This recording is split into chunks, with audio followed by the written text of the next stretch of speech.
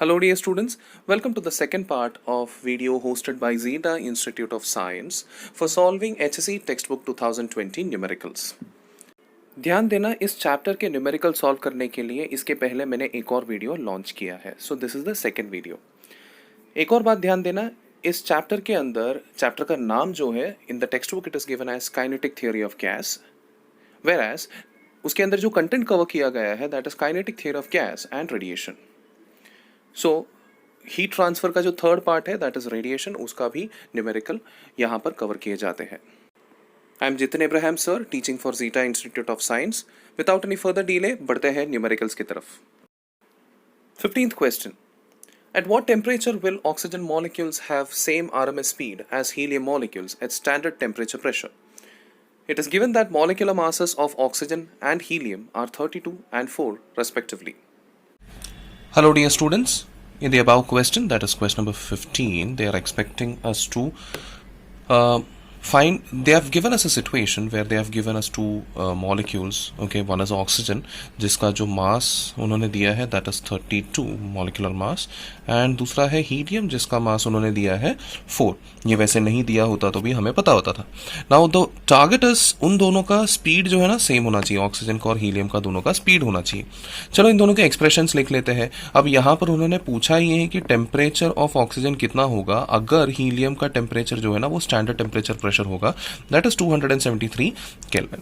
Okay, अब यहाँ पर सीधी सी बात है, हमें पता है कि जो C होती है C is equal to square root of 3 times R T upon M. ये तो आपको पता है. इसमें से 3R कांस्टेंट होने की वजह से मैं लिख सकता हूँ C is directly proportional to root of T upon M. अब ये C भी तो दोनों का सेम होना चाहिए. तो इन शॉर्ट हमने ये प्रूफ किया है कि जो root of T by M होता है वो कांस्टेंट होना चाहिए. तो इसमें से एक बात पता चलता है कि कांस्टेंट का स्क्वायर करेंगे तो भी कांस्टेंट ही होता है कि नहीं. सो इन शॉर्ट मैंने घुमा फिरा के बोल दिया कि square root of T is directly proportional to square root of M.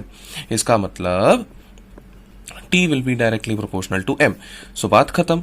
So TO upon TH का जो रेशियो होगा that will be MO upon MH का रेशियो. ओके, MO के जगह पे मैं काम करता हूँ 32 डालता हूँ, MH के जगह पे 4 डालता हूँ, कैंसिलेशन करके यहाँ पर 8 आ जाएगा. अब ये TO जो हो जाएगा TO अपॉन TH का वैल्यू क्या है 273. डाल दीजिए, 273 को उस तरफ लेके जाइए, 8 मल्टीप्लाइड बाई 273 आपको मिलेगा. अब ये 273 और 8 को अगर मल्टीप्लाई करेंगे तो 2184 केल्विन मिलेगा आपको answer. So here is your answer for 15th question. 16th question. Compare the RMS speed of hydrogen molecules at 127 degrees Celsius with RMS speed of oxygen molecules at 27 degrees Celsius, given that molecular masses of hydrogen and oxygen are 2 and 32 respectively. My dear students, यहाँ पर जो बोला है वो data मैंने लिख लिया है. वापस उन्होंने आरएमएस स्पीड का रेशियो पूछा है. It's very simple. आपको बेसिकली पता है कि C जो है वो directly proportional to root of T upon M होता है. तो यहाँ पर मैं CH अपॉन CO जो है ना that I can write it as square root of directly proportional to T है ना, so I write it as TH upon TO multiplied by inversely proportional to M है तो MO अपॉन MH लिखूंगा मैं. Okay, so where this H is hydrogen and O is oxygen. यहाँ पर TH का जो वैल्यू उन्होंने दिया है डिग्री सेल्सियस में दिया है, उसको आपको कन्वर्ट करना पड़ेगा. केल्विन में अगर आप कन्वर्ट करेंगे तो प्लस 273 ऐड करेंगे. Finally your temperature in kelvin becomes 400 kelvin for hydrogen and for oxygen it becomes 300 kelvin. ये आपके दिमाग में रहना चाहिए. सो हाइड्रोजन के लिए चलो डाल देते हैं 400, ऑक्सीजन के लिए डाल देते हैं 300 मल्टीप्लाइड बाई MO का वैल्यू डाल देते हैं 32, MH का वैल्यू डाल देते हैं 2. ओके, सो यहाँ पर अब अगर आप कैंसिल करेंगे तो 16 बचेगा, ये 0 0 कैंसिल हो जाएंगे. 16 मल्टीप्लाइड बाई 4 जो होती है 64 होती है. 64 बाहर की तरफ आ जाएगा 8 अपॉन रूट 3 आपका आंसर होगा. सो बेसिकली उन्होंने रेशियो पूछा था ना, so either you can write it as 8 upon root 3 और you can write it as 8 upon 1.732, या फिर चाहिए तो आप सॉल्व करके भी निकाल सकते हैं. Since they are asking ratio, ये फॉर्मेट में आंसर को छोड़ दिया तो भी it is very much correct. 17th question. Find kinetic energy of 5 liter of gas at standard temperature pressure.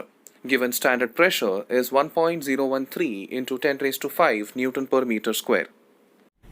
Hello dear students, let us try to solve the 17th problem. ये 17th problem में उन्होंने क्या दिया है, एक तो volume का data दिया है कि 5 लीटर हम लोग यूज़ करने वाले हैं, 5 लीटर्स. सो लीटर्स को अगर हम लोग एसआई यूनिट में कन्वर्ट करेंगे that is nothing but multiplied by 10⁻³ metre cube. Okay, so 1 litre is equal to 10⁻³ metre cube. ये आपको पता होना चाहिए. एंड प्रेशर का वैल्यू उन्होंने दिया है standard temperature pressure that is 1.013 into 10⁻⁵ pascal या फिर newton per metre square. Okay, इतना डेटा उन्होंने दिया है. अब उसके अलावा they are asking you how much is the value of kinetic energy. Kinetic energy का वैल्यू कैसे निकालेंगे. सी, टोटल काइनेटिक एनर्जी का वैल्यू हम लोग ने ऑलरेडी डिराइव किया है. It is nothing but 3/2 times PV. बस वैल्यूज डाल दो, बात खत्म. 3/2 मल्टीप्लाइड बाय प्रेशर का वैल्यू कितना है 1.013 इंटू 10⁻⁵ मल्टीप्लाइड बाय वॉल्यूम का वैल्यू हो जाएगा 5 मल्टीप्लाइड बाय 10⁻⁻3. इन दोनों को कैंसिल करके यहाँ पर 100 लेके आ सकता हूँ. 2 के साथ उसको कैंसिल करके मैं इधर 50 लेके आ सकता हूँ. And finally 5 into 3 is 15. So 15 multiplied by 5 is 75. 50 रहेगा तो 750 मल्टीप्लाइड बाय 1.013. बस ये आपका फाइनल आंसर होगा. एंड इसी वजह से इसको अगर हम लोग मल्टीप्लाई करने की कोशिश करेंगे so I will be getting 750 into 1.013 that goes around 759.7 joule. ये आपका फाइनल आंसर हो जाएगा. 18th question. Calculate the average molecular kinetic energy. First point में उन्होंने पूछा है पर किलोमोल, सेकेंड में पर केजी, थर्ड में per molecule of oxygen at 127 degree Celsius. So यहाँ पर काइनेटिक एनर्जी पर किलोमोल भी फाइंड करना है, काइनेटिक एनर्जी पर केजी मतलब पर यूनिट मास भी पता करना है, काइनेटिक एनर्जी पर मॉलिक्यूल भी पता करना है. Given that molecular weight of oxygen is 32, R is equal to 8.31 joule per mole Kelvin, and Avogadro's number Na is 6.02 into 10⁻23 molecules per mole. Hello dear students, यहाँ पर इन्होंने डेटा में दिया है आर का वैल्यू दैट इज 8.31 जूल पर मोल kelvin. उसके अलावा इन्होंने टेम्परेचर का वैल्यू दिया है जो हमें कंसिडर करना है. डिग्री सेल्सियस में दिया है 127, उसको मैं केल्विन में अगर कन्वर्ट कर दिया प्लस 273 करके my answer is going to be 400 kelvin. उसके अलावा उन्होंने मॉलिक्यूलर वेट दिया हुआ है 32 एंड एवोगाड्रोस नंबर का भी डेटा दिया हुआ है. We have to consider 6.02 into 10⁻³ अब ये जो दिया है पर मोल दिया है. So this many number of molecules we do have per mole. Okay, ऐसे बताया है. सो इनके सवालों में क्या क्या पूछा है. सबसे पहली बात इन्होंने पूछा है काइनेटिक एनर्जी पर किलो मोल कितना होता है. ओके, तो वो कैसे सॉल्व करना है देखते हैं. तो वो जो सॉल्व करना है बहुत ही सिंपल सा तरीका है. इट्स लाइक हमने ऑलरेडी उसका डेरिवेशन निकाल के रखा है. सो kinetic energy per kilo mole. Okay, सो पहले काम करता हूँ, मैं काइनेटिक एनर्जी पर मोल निकाल लेता हूँ. काइनेटिक एनर्जी पर मोल का फॉर्मूला हमने डिराइव करके रखा है. It is 3/2 R multiplied by T. अब किलो मोल है मतलब ये जो भी आएगा उसको मैं मल्टीप्लाइड बाय 1000 मतलब पर मोल में अगर इतना वैल्यू आ सकता है तो किलो मोल में डेफिनेटली मल्टीप्लाइड बाय 1000 का वैल्यू आना चाहिए, है कि नहीं. So I will do one thing. So kinetic energy per kilo mole will be equal to 3/2. R का वैल्यू क्या दिया है इन्होंने 8.31. ओके, ये पर मोल दिया है. ओके, सो सारा का सारा हम एसआई यूनिट में ही सॉल्व करेंगे. एंड टेम्परेचर का वैल्यू उन्होंने 400 दिया हुआ है. एंड ये किलो मोल में कन्वर्ट करने के लिए सीधी सी बात है, ये जो भी वैल्यू है दिस इज काइनेटिक एनर्जी पर मोल. सो एक मोल में अगर इतना वैल्यू रहेगा तो एक किलो मोल में दिस वैल्यू मल्टीप्लाइड बाय 1000 होगा, है कि नहीं. So that's what I am expressing over here. इधर मल्टीप्लाई करने के बाद मुझे मिलेगा 200. 1 2 3 4 5 टोटल 5 जीरोस को साइड में रख देता हूँ. 2 इंटू 3 क्या होता है 6 होता है. 6 मल्टीप्लाइड बाय 8.31 अगर हम मल्टीप्लाई करने की कोशिश करेंगे will be getting 6 multiplied by 8.31 मतलब 49.86 इंटू 10⁻5 मिलेगा हमें. सो डेसिमल को अगर एडजस्ट कर दिया तो we will be getting 4.986 into 10⁻6. So this will be kinetic energy per kilo mole. Okay, so भूलना मत ये किलो मोल का आंसर है.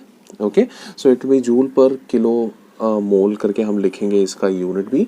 एंड यहाँ पर अगर हम काइनेटिक एनर्जी पर मोल निकालने की अगर कोशिश करेंगे, so it will be C 1 kilo mole में जितना भी होगा उसमें से 1 मोल में अगर हमें निकालना है, सो डिवाइड बाय 1000 करना है। So the whole value divide by 1000 कर देंगे तो यहाँ पर क्या बचेगा, 10⁻³ बचेगा। Okay, so this is all about kinetic energy per kilo मोल या पर मोल जो भी है।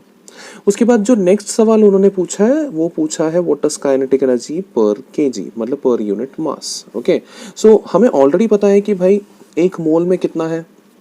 अगर हमें 1 मोल में कितना है करके पता चल गया है तो पर केजी में पता करना बहुत ही सिंपल हो जाता है। सो काइनेटिक एनर्जी पर केजी या फिर पर यूनिट मास, चलो केजी नहीं, मास जो होती है that is nothing but kinetic energy पर मोल का जो भी वैल्यू होगा अपॉन मॉलिक्यूलर वेट। तो मॉलिक्यूलर वेट अगर डाल देंगे तो मोल और मॉलिक्यूलर वेट कंबाइन होकर मास हमें दे देता है। सो बात खत्म। सो काइनेटिक एनर्जी पर मोल का वैल्यू कितना होता है, 4.986 इंटू 10⁻³ भूलना मत। Your answer of the first question was पर किलो मोल, लेकिन हमें ऐसा यूनिट में पर मोल कंसिडर करना है, इस वजह से मैंने सब कुछ मोल के टर्म्स में लिया है। एम का वैल्यू डाल दीजिए 32। अगर हम इसको सॉल्व करेंगे तो हमारा आंसर ऑलमोस्ट आना चाहिए समवेयर अराउंड 1.5 के करीब आना चाहिए। ओके, 1.58 या 1.59 के करीब आना चाहिए।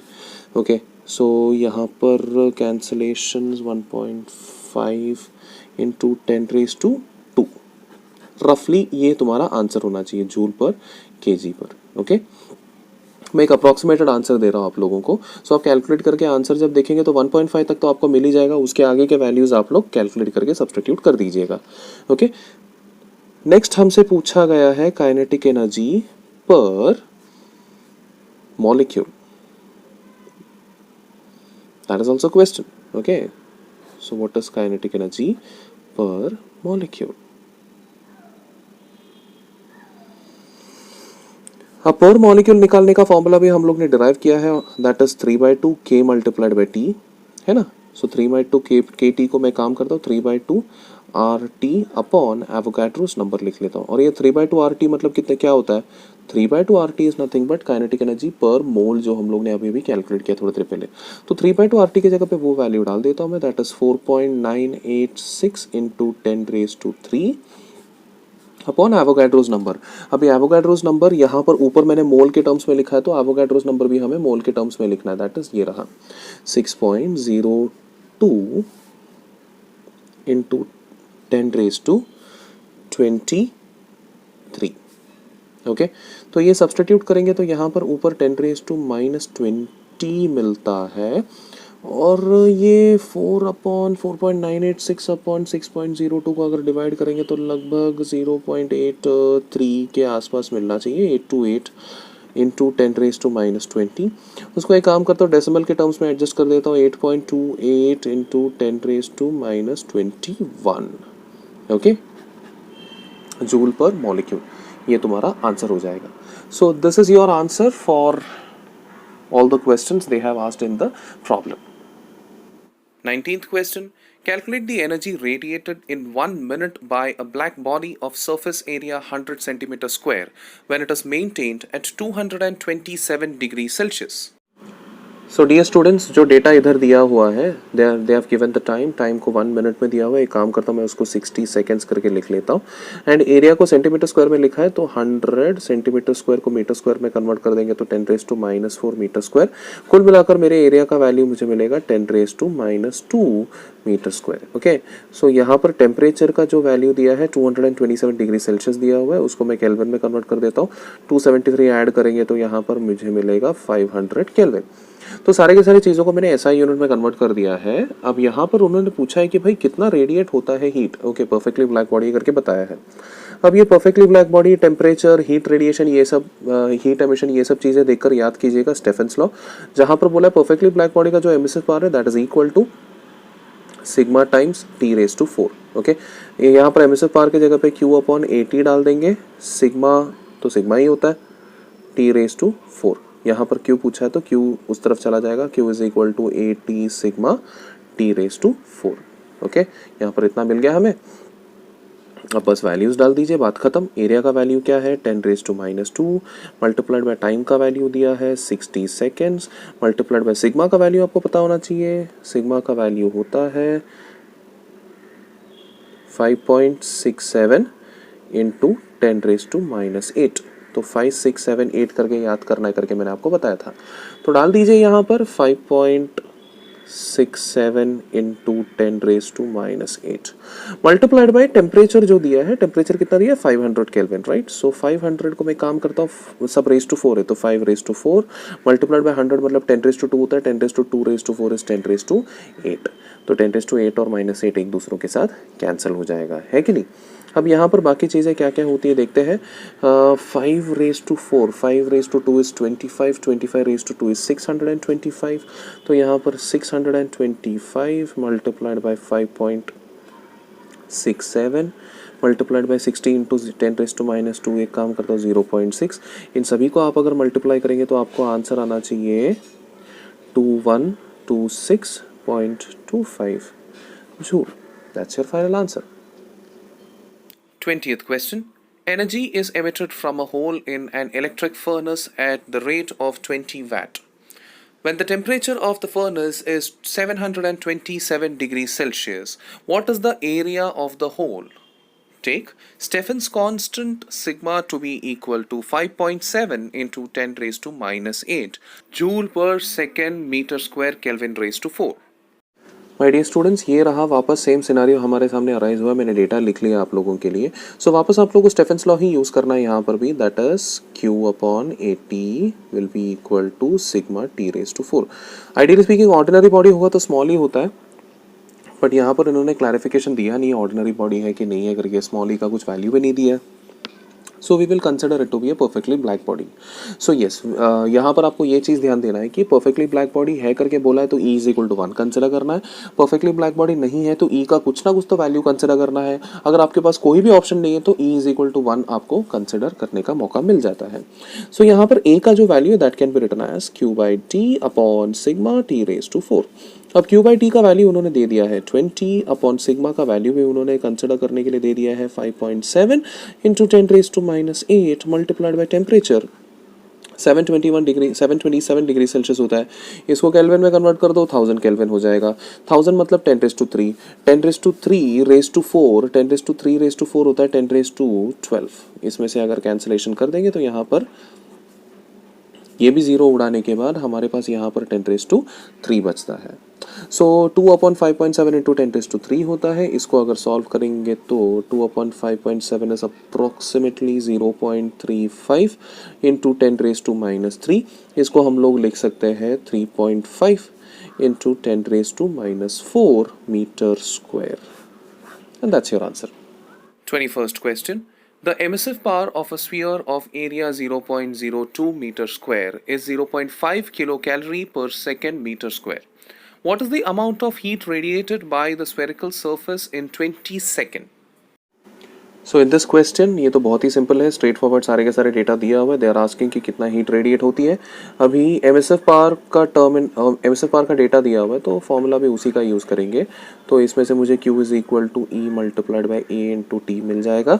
E का वैल्यू उन्होंने दिया है 0.5, ये किलो कैलोरी के टर्म्स में है, मतलब आंसर भी जो आएगा वो किलो कैलोरी के टर्म्स में होगा। एरिया का वैल्यू दिया है 0.02 मतलब 2 into 10⁻², okay.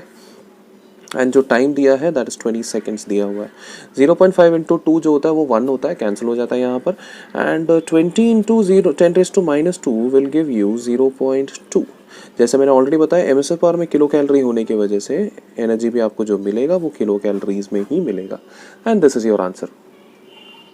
22nd question. Compare the rates of emission of heat by a black body maintained at 727 degrees Celsius and at 227 degrees Celsius if the black bodies are surrounded by an enclosure which is also black at 27 degrees Celsius.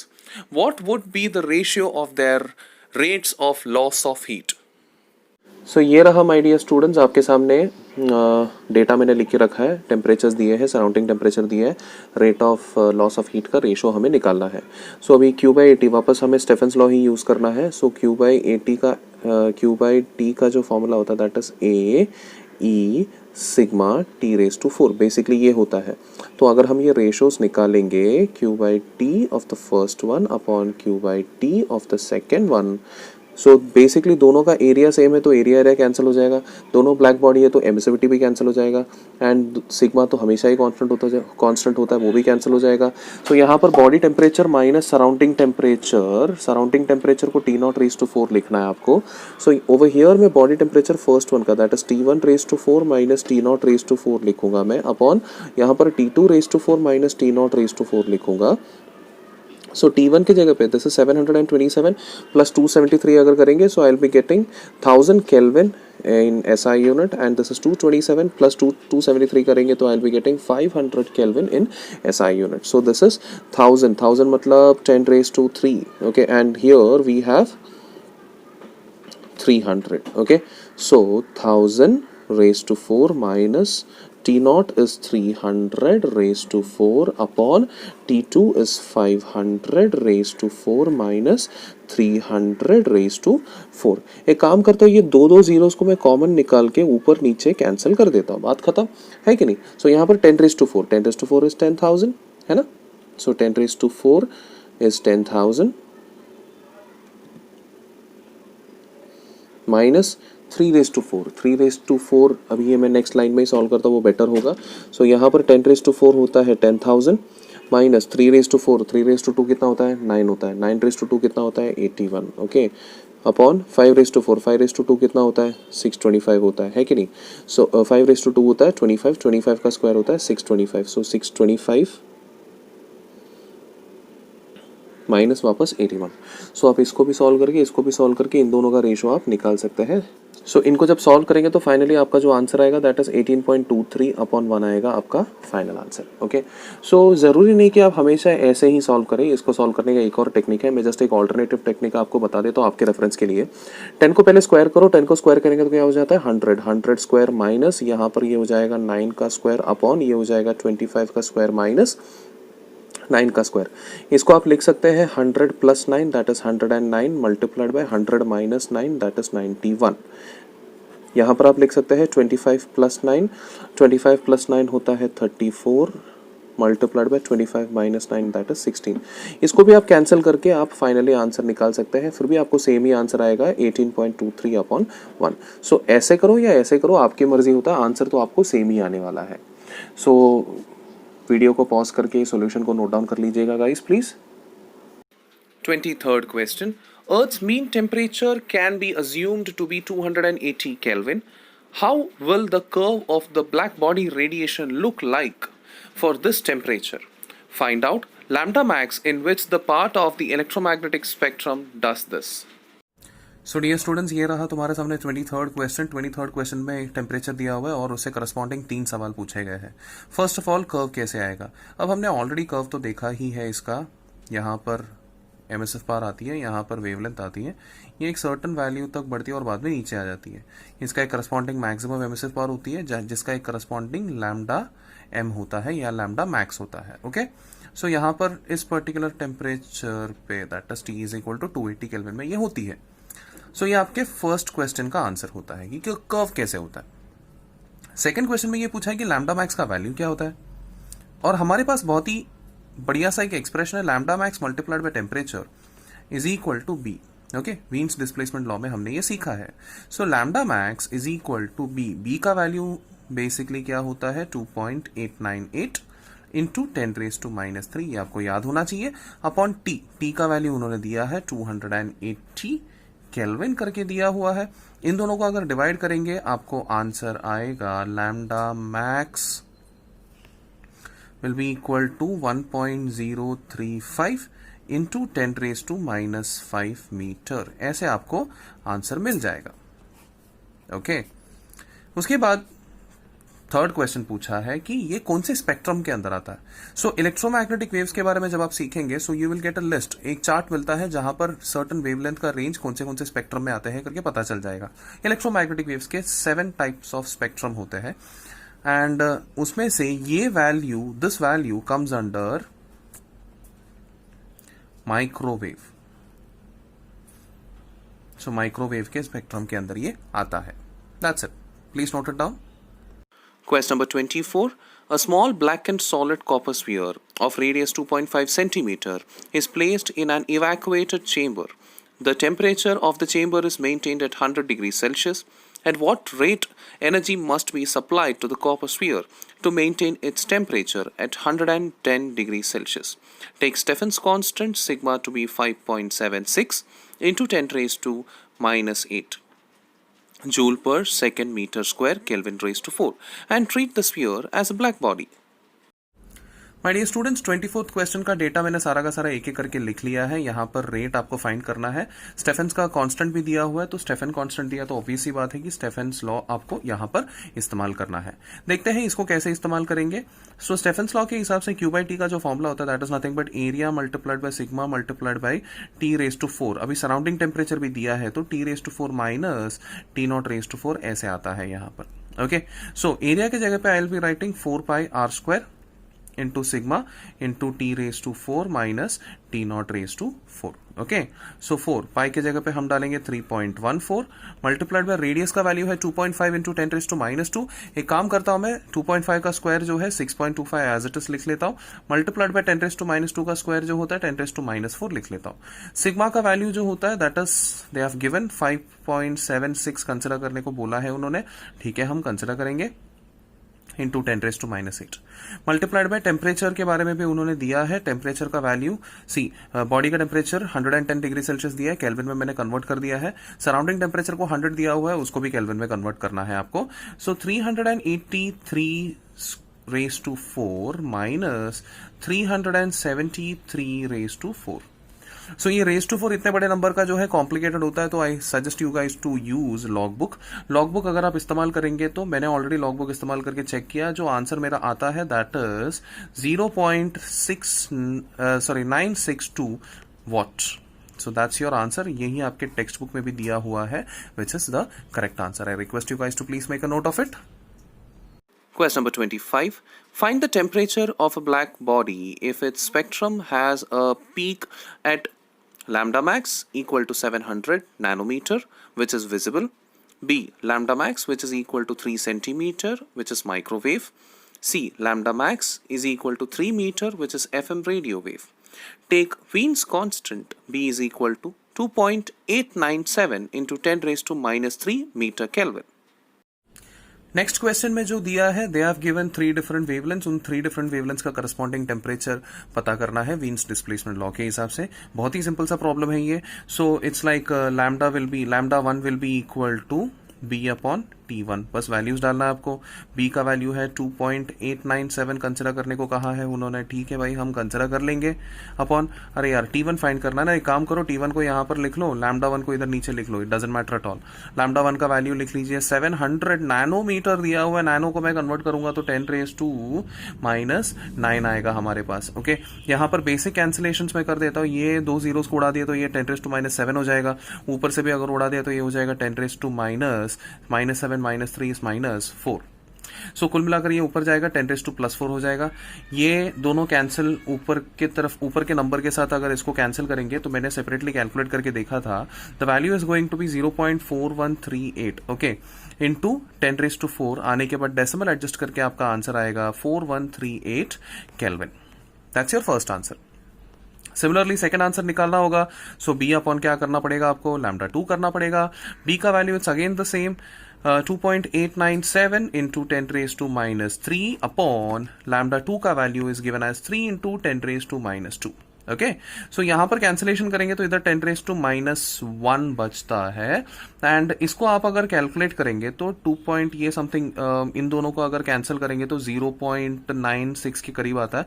10 raise to -1 भी डाल देंगे तो 0.0966 kelvin आएगा आपका answer. Okay, उसके बाद third temperature आपको find करना है वापस 2.897 into 10 raise to -3 upon lambda 3 का वैल्यू जो होते हैं सिर्फ और सिर्फ 3 होती है, तो 10 रेज टू -2 के अलावा बाकी सब सेम होगा, तो डेसिमल एडजस्ट करने के बाद आपका आंसर आएगा,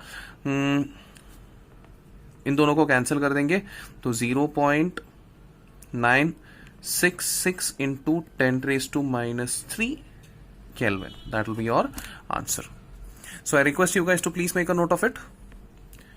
सो ये वाले सम के साथ हमने सारे के सारे सम्स कवर कर दिए हैं from the text book of kinetic theory of gas, जिसके अंदर रेडिएशन भी कवर किए हैं. सो मेक श्योर आप लोग अच्छे से प्रैक्टिस करेंगे. This is Jitin Ibrahim sir, teaching for Zeta Institute of Science, Kalewadi, Pimpri, Pune, signing off. Bye bye.